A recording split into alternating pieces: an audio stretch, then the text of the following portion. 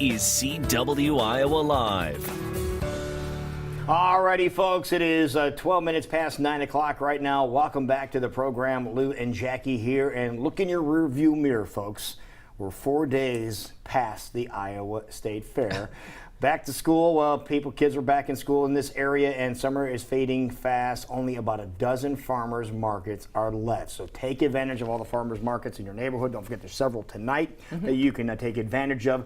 But that means those tomatoes and the melons and the zucchini and all the stuff you can get at the farmers market, they're going to be going away real soon. Yeah, some of our favorites, but we're going to learn how to stretch some of those things that we absolutely love into some fabulous recipes and other great ideas. Of course, Sheree Clark from Fork in the Road. Good morning. Hi, Sheree. Good morning. Can you smell it? It smells amazing in here. Of course, you're bringing in fresh basil and some tomatoes and things like that. There's nothing better when it's fresh, and we learn that all the time with you every single week. But let's learn how we can continue celebrating these wonderful items that we have at farmers markets while they last, but also how we can make them last for months to come. Absolutely. Well, let's look at what we've really got a huge abundance of right now. Right here on the tray, I've got zucchini. Now, this is a small one based on what you see under your desk and in your workplace, because people are bringing in zucchinis that are the size of baseball bats and beyond. Right. They're better when they're smaller, but if they're big, that doesn't mean you can just throw them away. Let's don't compost them unless What would we you do with a have to. gigantic zucchini?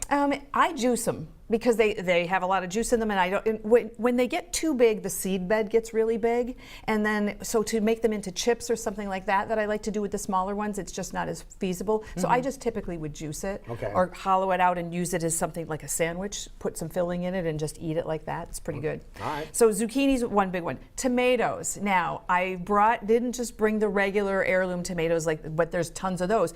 These tiny little grape tomatoes, and then cherry tomatoes. These are Roma cherry tomatoes. Roma cherry tomatoes. Right. Okay. These are great. They are firm. You can see they're really nice and a little bigger than grape tomatoes, as you can see here, because people are familiar with those. But they're just tiny little Romas, so they're dense. There's not a lot of seed bed in them. There's not a lot of moisture. They're really meaty and they're really good. Yeah, you're gonna like that one. And it's got that great acidic tomato taste. The tiny little ones, those I'm not sharing. Yeah, I'm going to hold these up here real quick, because I want you to take a look how dark red these are. They're beautiful. They are stunning. Do you have any idea what variety these are? Because the one that a lot of people get is a Sweet 100. Ooh. Is the common one, but this is a lot better than the Sweet 100. There it is. I did not grow these myself. I got these at the farmer's market they look like on cherries, Saturdays. is what they look like. Yes, aren't they delicious? Oh, they're so good. They're one of those ones where you just pop one in your mouth, and then before you know it, you've eaten a whole carton. So they are that good. Yes.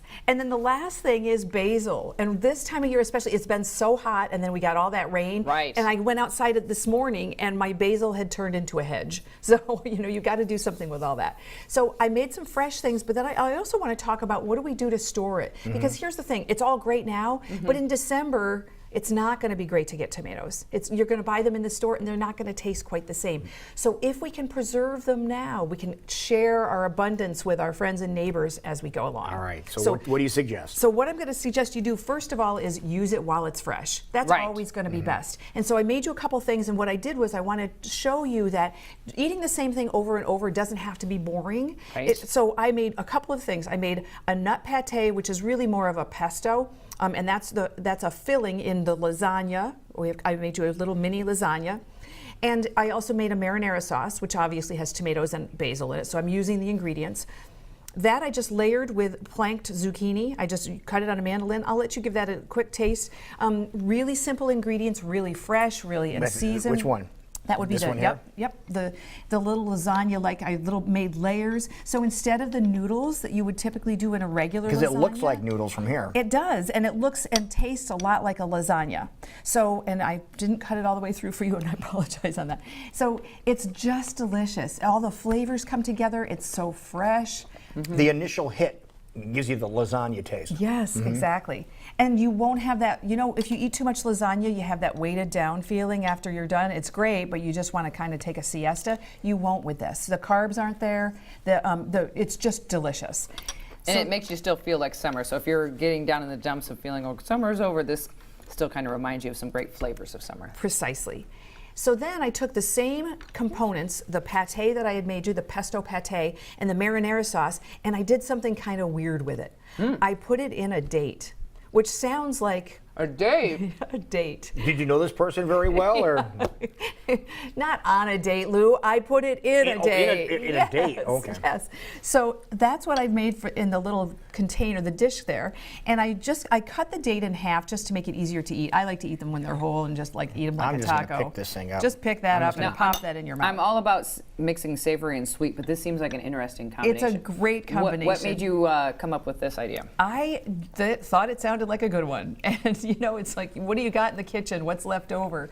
And it's easy to eat, and I thought it would make a great hors d'oeuvre because it's that is finger really food. good. It's like a candy almost. Exactly. The lasagna is too hard to eat standing up at a party, Right. but that you could just walk by, pop one in your mouth, there you are. So there you have it. So a couple of ways to take something and make two completely different applications. Use it while it's fresh, but if you can't because you got too much, one of the things we can talk about is dehydrating. All of these things can be dehydrated and used later. That's an easy thing to do. Most people use a dehydrator for that, but you could also use an oven on a low setting. I'm going to encourage you to look things up before you start. Don't just throw things in the oven, turn it on, and hope it comes out. You really need to research. Now, some it. people might not even realize there are some ovens that have settings that say dehydrate or just DH, and you may not knew what it was. That's what it is for. That's exactly what it's Now, for. when you, I dehydrate to make chips and things like that you've taught us how to do. When you dehydrate to use for later, do you then still slice it or do you do it whole? Great question. I slice it into chunks. What you want to do Into is chunks.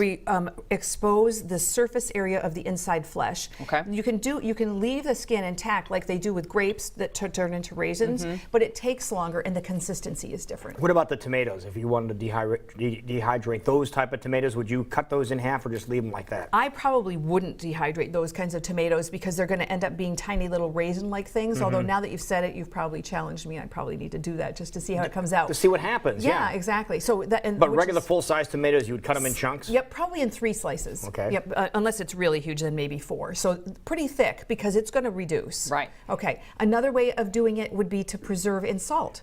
So for example, people don't think about that. You can take basil and layer it in layers of salt, and then the salt will preserve it, and you can use it for months later. So just go in there, take the basil leaves that you need. They'll look pretty intact, and then you cover up the ones that are remaining in salt.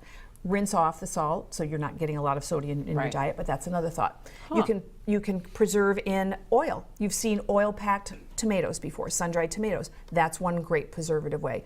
But one of my favorite ways, Jackie, is I put some basil in a jar, and then to preserve it, I put in some organic vodka. Good for you. So you have basil, and again, flavored vodkas. The Yes. market for flavored vodkas in the past decade or two has skyrocketed. Right, exactly. So I've made basil or I've made vanilla on the show plenty of times, Right. and everybody loves that. This is an infused vodka that I use actually in a culinary application typically. It's great to use in stir fry. It's a great way to get some basil flavor into a stir fry, and the alcohol will dissolve or evaporate. And then it's not there any longer. That's one way. But another way would be if you imbibe in cocktails, and I brought you a little tiny spoon if you wanted to taste it, It smells rather than amazing, a straw. I have to say that. It's really good. And if you drink Bloody Marys, for example, again using the tomatoes. I didn't think about that. Good idea. Yeah, it's really a nice little. Because little there's a twist. pepper vodka that is very popular nowadays. Has a kick. And currant vodka is another Yep, one. lemon, there's orange, all kinds of different flavors. So this is just one way, like I always tell you, if you can make it yourself, do. Because you know what the ingredients are. No artificial flavors in there, clearly. It's just basil that I That's grew in my own garden. Very good, especially if you love basil.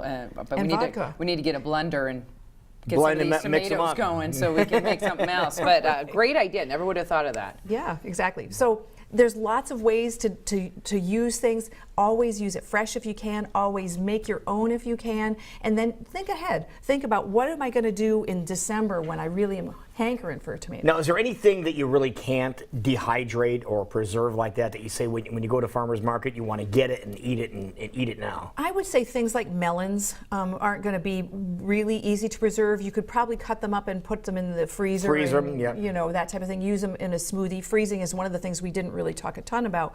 But some things are just better fresh anyway. Everything is better fresh. Right. Second best is something that you've preserved yourself. How do you personally feel about canning, or is that taking your food to a level of temperature that you don't agree with? If somebody wants to can for me, I'm going to eat it. Okay. I don't want to put the time in. For me, that's part of the reason why I eat mostly raw foods. It has to do with time and how much energy I'm willing to put in it. I want my food to taste good, and I'm willing to put in a certain degree of time, but sterilizing and doing all the things, all the steps that it takes, it's not worth it to me. Okay. That's me. But if somebody wants to do it for me, you can reach out to me And drop off any of your canned products to Sheree. She'd be more than happy to consume them. Well, right? let's say people do have questions, because there's I still ask you all the time, storage, because I'm not quite often not storing items. I get that I'm eating right away still properly, but if you do want the long haul storage as well, people are going to have more questions. How can they reach out to you? Well, visit my website for starters at www.fork-road.com.